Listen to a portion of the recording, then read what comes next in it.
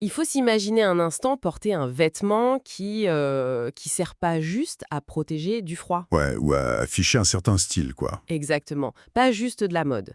Imaginons une pièce de tissu qui porte littéralement la carte topographique d'une terre natale. Et en plus de ça, la connexion spirituelle ininterrompue avec des siècles d'ancêtres. C'est déjà énorme. Ah, mais c'est pas fini. Ajoutez à ça les plans techniques, des plans extrêmement complexes, d'un haut fourneau industriel. Et tout ça tissé à l'intérieur d'une seule et même pièce de coton. C'est clair que ça bouscule pas mal de choses. C'est clair, c'est le point de départ de notre plongée du jour. Et ça remet complètement en question notre définition moderne de ce qu'on appelle un simple bout de tissu. Bonjour et bienvenue dans cette nouvelle exploration. Bonjour. Oui, c'est une redéfinition totale de la fonction textile qu'on a là. Tout à fait. Et aujourd'hui, notre mission, face à la pile de sources fascinantes qu'on a épluchées, c'est vraiment d'extraire la substantifique moelle de cette création, ce qu'on appelle le tissu bassar. Voilà. Et les documents, les notes de recherche qu'on a rassemblées, ça nous emmène directement dans le nord du Togo, en plein cœur de la culture bassar. Ce qui est fascinant, c'est que l'objectif de notre décryptage aujourd'hui, c'est pas de faire un catalogue de prêt-à-porter. Non, pas du tout. On est face à un véritable chef-d'œuvre d'art ancestral. On va essayer d'analyser comment un peuple tout entier est parvenu à encoder son histoire, sa cosmologie et même son génie technologique directement dans l'entrelacement de fils de coton. Mais pour bien comprendre de quoi on parle, il faut d'abord poser le contexte, je pense. Historiquement, le peuple bassar, il se contentait pas de cultiver la terre. Absolument pas. C'était des maîtres incontestés de la métallurgie en Afrique de l'Ouest. Leur forge, c'était vraiment le centre névralgique d'une industrie hyper puissante, et ça, bien avant l'époque coloniale. Ouais, il faut se rendre compte que le fer, à cette époque, c'était la monnaie d'échange. C'était la base de l'agriculture, de la survie, du pouvoir. De tout, en fait. De tout. La culture bassar s'est forgée, au sens le plus viscéral et littéral du terme, vraiment dans le feu. La métallurgie chez eux, c'est pas perçu comme une petite activité économique annexe. C'est l'axe autour duquel tourne toute l'organisation sociale, politique et spirituelle. Et c'est justement ça que ce tissu essaye de capturer. C'est une immense archive mémorielle, finalement. Exactement. Bon, décortiquons tout ça. Parce que pour lire cette archive comme on lirait un livre complexe, les sources nous disent qu'il faut d'abord regarder ce qu'elles appellent la toile de fond, Le lexique chromatique, ouais. avant même les formes. Voilà, les couleurs. On a d'abord un rouge vif, très marquant. Et les notes expliquent que ce rouge n'est pas là pour faire joli, il représente physiquement le feu. Le feu, la passion, la force vitale. C'est ça. L'étincelle de la forge, la chaleur un peu infernale qu'il faut pour faire fondre le minerai. Et cette chaleur, c'est le point de départ de toute transformation. Mais il n'y a pas que le rouge. On trouve aussi un jaune doré qui est omniprésent sur l'étoffe. Un jaune qui dialogue avec le feu, du coup. C'est ça. Ça évoque évidemment l'astre solaire, le soleil qui dicte le rythme du travail acharné, mais, et c'est là que c'est super intéressant, ça s'ancre aussi dans la géographie. Ah, les collines, c'est ça. Exactement. C'est une représentation directe des collines du nord du Togo qui sont dorées et surtout très riches en minerais. Le tissu rend hommage à la terre elle-même, celle qui fournit la matière première. C'est fascinant. Par contre, en lisant ces notes, je me suis fait un peu l'avocate du diable concernant la troisième couleur dominante. Ah, sur le noir et le bleu. Ouais, le tissu a de très vastes zones d'un noir profond ou d'un bleu hyper sombre. Les sources parlent de la nuit, de la profondeur insondable, de la mémoire ancestrale. Mhm. Mais attendez, est-ce qu'on n'est pas en train de surintellectualiser un simple choix matériel, là? Comment ça? L'indigo, par exemple, c'était une teinture super courante dans la région. C'était abordable, ils maîtrisaient la technique. Est-ce qu'ils l'ont pas utilisé juste parce que c'était sous la main, quoi? Alors, c'est une bonne question. La disponibilité des matériaux joue toujours un rôle dans l'artisanat, évidemment. Mais la symbolique prend le relais dès que la forme se fige. D'accord, donc c'est pas juste par défaut. Non, les textes anthropologiques qu'on a consultés insistent bien là-dessus. Ce sombre, c'est pas un choix par dépit. Dans la cosmologie bassar, le noir et le bleu profond, ils agissent de manière hyperactive sur le tissu. Active, ouais. C'est-à-dire? En fait, ces couleurs servent d'écrin protecteur. Elles viennent envelopper les motifs centraux pour garder et protéger les secrets du peuple face aux regards extérieurs. Oh, waouh! Un bouclier en quelque sorte. C'est ça. C'est un dialogue conceptuel permanent entre, d'un côté, la brutalité éclatante des éléments, comme le feu rougeoyant de la forge, et de l'autre, la sagesse silencieuse, presque secrète, de la nuit. Le sombre protège le lumineux. C'est incroyable de voir une couleur sombre, non pas comme une absence de lumière, mais comme un vrai bouclier actif. Du coup, on a ce fond, le feu, la terre dorée et la nuit protectrice. Le décor est planté. Voilà. Maintenant, qu'est-ce qui vient percer cette obscurité? Les sources mettent en avant deux acteurs principaux sur cette scène, tissée. D'abord, on a des étoiles. Ouais, les étoiles. Et là encore, en voyant les croquis dans les sources, j'ai d'abord pensé à un motif de navigation classique, ou juste une belle évocation du ciel nocturne. Mais les textes pointent vers un truc beaucoup plus viscéral, non? Tout à fait. Ces étoiles, elles forment un réseau que les chercheurs qualifient vraiment de cosmique. Chaque étoile tissée incarne un individu. Donc chaque personne a son étoile sur le tissu. C'est ça. Elle représente chaque enfant Bassar, fille ou fils, qui naît avec un destin incontournable. Mais la polysémie du symbole est dingue, parce que ces mêmes étoiles, elles représentent en même temps les ancêtres. Ah, ceux qui veillent depuis le ciel étoilé. Exactement. Ceux qui ont quitté le monde physique continuent de veiller depuis cette fameuse voûte céleste bleu nuit. Et visuellement, la répétition de toutes ces étoiles, ça rappelle à l'individu qu'il n'existe pas en vase clos. Son destin est lié aux autres. Voilà. Son destin personnel est complètement entrelacé avec la grande lignée de tout le clan. Et c'est là que ça devient vraiment intéressant, je trouve. Parce que, au beau milieu de ce réseau cosmique, au milieu de cette poésie absolue sur les âmes et les étoiles, on tombe sur le deuxième acteur. Le forgeron. Le forgeron, ouais. Et c'est une image d'un pragmatisme presque brutal, tu vois. Il n'est pas dessiné comme un esprit éthéré ou un roi avec une couronne. Non, pas du tout. Les descriptions, elles montrent un homme qui travaille avec ferveur devant sa forge. Il est courbé sous l'effort, en train de marteler le fer. On a d'un côté la voûte céleste hyper poétique, et de l'autre, l'image quasi industrielle d'un artisan qui transpire et qui frappe du métal. Et c'est très rare. Dans l'art sacré mondial, en général, on a tendance à effacer l'effort physique. On veut montrer la majesté, le repos divin, la grâce. C'est vrai, on voit rarement la sueur dans l'art sacré. Voilà. Donc élever un travail manuel, un truc difficile, sale, épuisant, au rang de motif central sur une étoffe spirituelle, c'est un geste philosophique majeur. Ah, c'est clair. Le forgeron Bassar, il prend la matière brute, sortie de la terre, et par son intelligence, sa persévérance et sa force musculaire, il crée les outils qui permettent à toute sa société de manger et de se défendre. C'est ce que je trouve le plus brillant.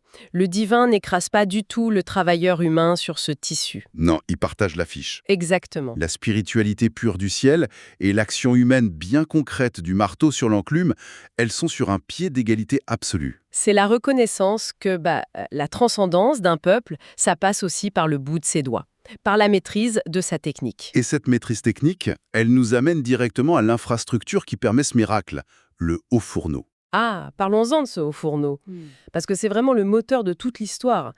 Il est en bonne place sur le tissu. Et pour que notre auditoire comprenne bien la portée de ce motif, il faut rappeler ce que c'est qu'un haut fourneau traditionnel Bassar. Ouais, on parle pas d'un simple barbetu de jardin, là. Mais grave, on parle d'une structure impressionnante, souvent construite en argile, qui s'élève comme une vraie tour. C'est un chef-d'œuvre de thermodynamique primitive. Et c'est pas exagéré de dire ça. Ces structures permettaient d'atteindre des températures ahurissantes. Avec un système de ventilation par soufflet, c'est ça, hein? C'est ça, pour liquéfier la roche et en extraire le fer. Pour l'époque, c'était vraiment de la haute technologie. Et donc, la présence de ce haut fourneau sur l'étoffe, ça célèbre vraiment cet apogée technologique. Tout à fait. Mais le tissu va encore plus loin que le simple dessin industriel. Les sources décrivent ce fourneau entouré de multiples flèches. Des flèches qui pointent dans diverses directions. Des flèches, ça veut dire quoi? En fait, ces flèches encodent la notion de directionnalité. Ça veut dire que le destin du peuple est certes initié par le feu créateur du fourneau, mais la trajectoire n'est pas unique. Elle est multiple. D'accord. Et au-delà de ces flèches, il y a un détail qui m'a complètement scotché quand j'ai lu les notes. Autour de ce dessin de haut fourneau, il y a du texte. Ouais, du vrai texte tissé. Intégré directement dans la trame, en lettres majuscules. Bassar K. A-K-P-E. Et les sources nous disent que ça se traduit littéralement par « les Bassars ne meurent jamais ». C'est fort. Mais c'est très moderne quand on y pense. Aujourd'hui, on porte des t-shirts avec des phrases ironiques, des petits messages éphémères. Mais là, ce Bassar Kakpi, c'est un mantra de survie avec un poids existentiel écrasant. C'est gravé dans la fibre. C'est clair, l'intégration de cette typographie juste à côté de la géométrie symbolique, ça transforme carrément l'étoffe en manifeste politique et spirituel. Un manifeste de survie. Ouais, et les Bassards ne meurent jamais. Ça soulève une question cruciale sur la nature même de leur résilience. Face aux bouleversements historiques, aux guerres, aux changements d'époque, comment un peuple conçoit son immortalité culturelle? Et c'est là que les flèches multidirectionnelles du fourneau prennent tout leur sens. Attends, comment ça? Les flèches expliquent le texte. Absolument. L'immortalité, on pourrait la confondre avec la rigidité. On pourrait croire que pour ne jamais mourir, il faut rester figé. Conserver les traditions sous cloche, ne rien changer. Exactement. Eh bien, les flèches affirment l'inverse. Elles rappellent que l'identité bassare est adaptable. La véritable résilience, c'est pas d'être un rocher immobile qui finira par s'éroder, c'est d'être le feu. Le feu qui peut changer de direction tout en restant du feu. C'est beau, non? Le peuple évolue face aux épreuves, tout en gardant sa forge originelle comme une boussole inaltérable. L'adaptation comme secret de l'immortalité. C'est une sacrée leçon de philosophie juste tissée sur un bout de coton. C'est brillant. Mais du coup, d'un point de vue purement mécanique et visuel, j'essaye de me représenter l'ensemble de l'œuvre. Vas-y, imagine la toile. On a des couleurs flamboyantes et sombres, un forgeron au travail, un réseau d'étoiles, un haut fourneau complexe, des flèches multidirectionnelles et du texte en lettres capitales. Ça fait beaucoup d'informations. Honnêtement, tu donnes ce cahier des charges à un designer graphique aujourd'hui, le pauvre y fait une crise de panique. Ah bah, il va te dire que c'est la recette pour un chaos visuel absolu. C'est ça. Comment les créateurs parviennent à organiser tout ça pour que ce soit lisible, en fait? Eh bien, le chaos, il est évité grâce à une architecture géométrique extrêmement stricte. Faut pas oublier que le métier à tisser traditionnel, c'est une machine impitoyable. Ces contraintes mécaniques forcent l'artisan à rationaliser l'espace. Exactement. Et la solution trouvée par les tisserands, ça a été d'utiliser des bandes verticales alternées pour structurer la lecture de l'étoffe. Ah, j'aime beaucoup l'idée de ces bandes verticales. Visuellement, je les imagine comme un ascenseur visuel. Un ascenseur visuel, c'est-à-dire? Dès que l'œil se pose sur le tissu, il est happé, tiré vers le haut par ses colonnes. Ça imite un peu l'énergie constante d'une flamme qui s'élève pour chercher l'oxygène. Ou tout simplement l'élan d'un peuple qui regarde vers l'avenir. C'est une super métaphore. Cette verticalité, elle impose un rythme. Et à l'intérieur de ces colonnes de flammes, les éléments hyper complexes dont on a parlé, le fourneau, le forgeron, les étoiles, ils sont distillés dans leur forme la plus épurée. Parce qu'on ne peut pas dessiner un haut fourneau en 3D sur un métier à tisser. Bah non. Donc on passe par l'abstraction géométrique. Les créateurs ont stylisé les concepts en cercle, en lignes croisées, en triangles, des étoiles simples. Souvent inspirées des rituels et des chorégraphies anciennes d'ailleurs. C'est ça qui est fascinant dans l'artisanat. La limitation physique de l'outil, le métier à tisser ici, ça devient le berceau du génie créatif. Ils ne pouvaient pas faire un tableau hyper réaliste, alors ils ont créé un langage visuel minimaliste. Et c'est 100 fois plus percutant. Cette simplicité géométrique, elle encode des symboles d'une densité folle. Et c'est cette géométrie qui permet aux forces opposées de cohabiter pacifiquement sur le tissu. Opposés, comme les couleurs? Ouais. Le rouge du feu et le bleu sombre de la nuit, optiquement, ça pourrait s'affronter super violemment.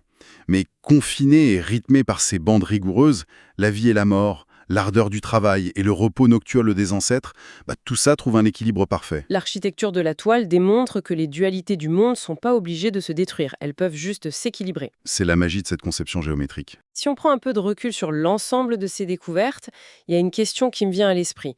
Une toile, du coton, ça reste matériellement hyper fragile. C'est vrai.